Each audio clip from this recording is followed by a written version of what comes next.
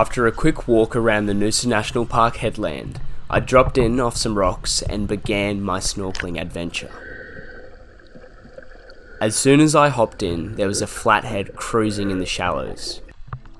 Once I made my way further around the headland, things started to get more interesting.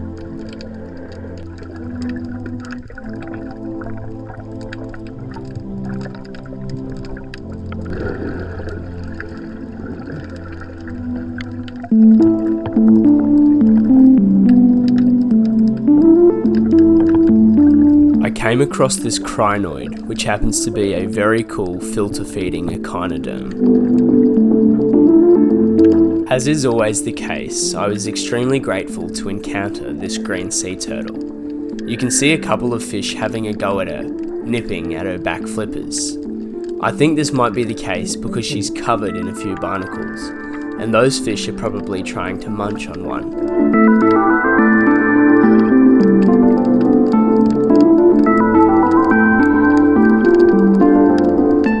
It looks like this green sea turtle has been through a lot, but she still swims gracefully and gently in the wash of the waves. Here she is coming up to the surface for a breath. I find it so interesting that a reptile species decided to live in the ocean, considering that they don't have gills. Because of this, sea turtles must come up for a breath every few minutes. Some might say it's an evolutionary disadvantage, but when it comes time to laying eggs, being able to bury them on land helps protect her young from marine predators. Of course, laying eggs in a terrestrial environment also does come with its challenges, but it has worked well for a long time. Unfortunately, despite this, sea turtle numbers are decreasing, and due to ongoing environmental threats, multiple species are at risk.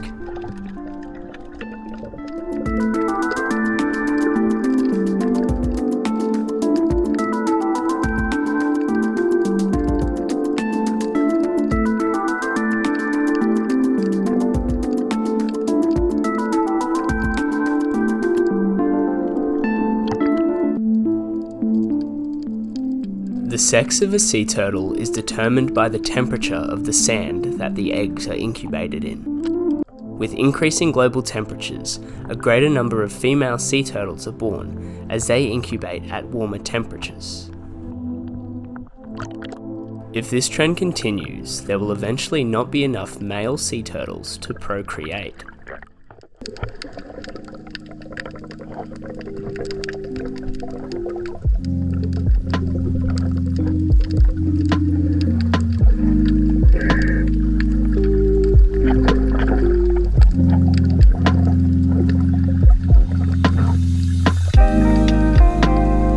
There were quite a few different fish species hanging out in these massive schools.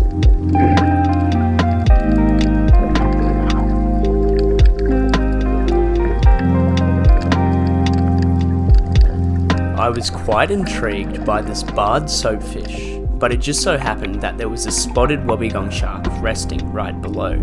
You've got to admire how good that camouflage is.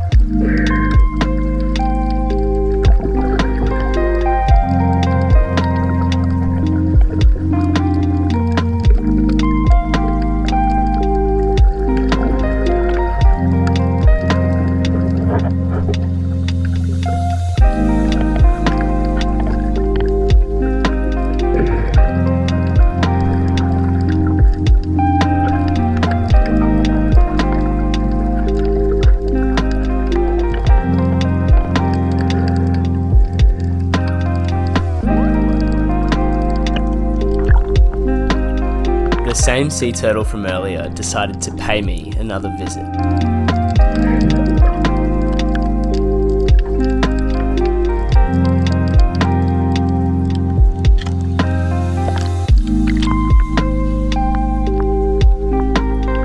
She was really calm around me, and oftentimes I found myself having to get out of her way because she was so unbothered by my presence. Sea turtles truly are a master of the ocean.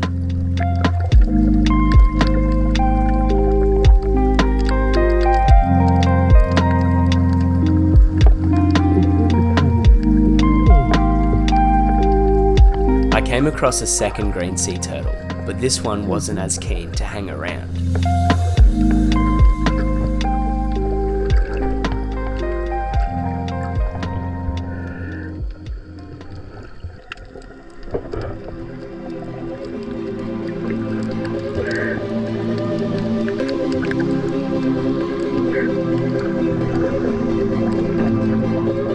I was also lucky to come across this big grey mackerel.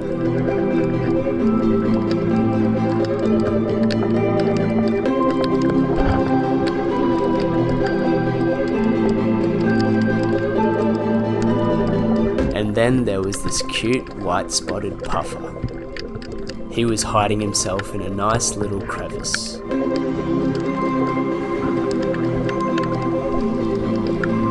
Here's our same turtle friend from earlier having a rest amongst the safety of the rocks.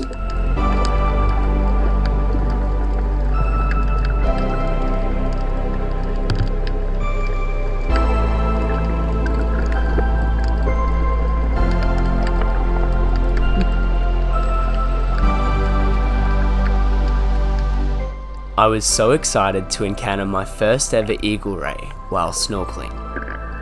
The white-spotted eagle ray is a near-threatened species, and its population is decreasing, so it was a very lucky experience to see one of these beauties in their natural habitat.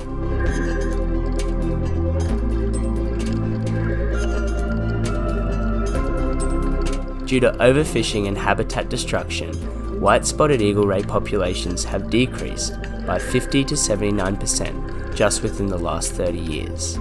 And with low reproduction rates, global populations have been unable to bounce back. So, it's our job to rewrite that story and save this incredible animal.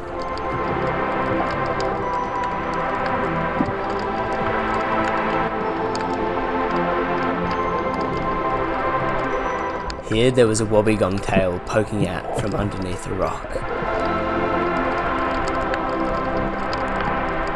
Our same sea turtle friend came back again to say one final goodbye. Best of luck to her.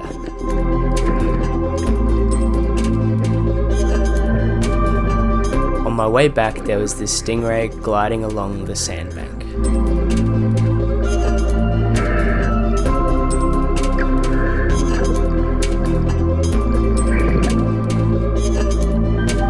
If you've made it this far, thank you so much for watching, and please drop a like and subscribe for more cool content just like this.